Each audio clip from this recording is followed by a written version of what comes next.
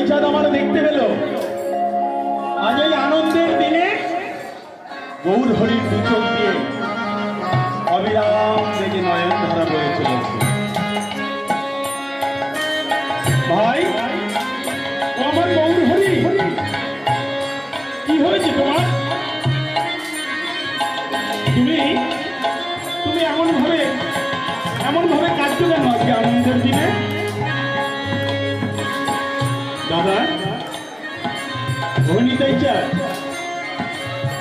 আমি কেন কাঁদছি জানো? বড় সাধ করে এই হরিনাম নিয়ে এসেছি, কিন্তু দেখো কেউ এই হরিনাম নিচ্ছে না। দাদা, তুমি পারো সকলকে নিতে, সকলকে এই নাম নোয়াতে পারো? বলে কেন পারবো না? ভাই, একটি বার শুধু তুমি আমায় বলো আমায় কি করতে হবে।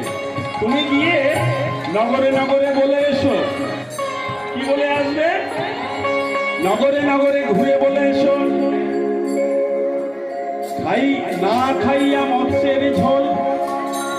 কি বলবে? না খাইয়া মৎস্যের ঝোল, না লইয়া যুবতীর কোল, শুধু বদনে বলো হরি বল, হরি বল,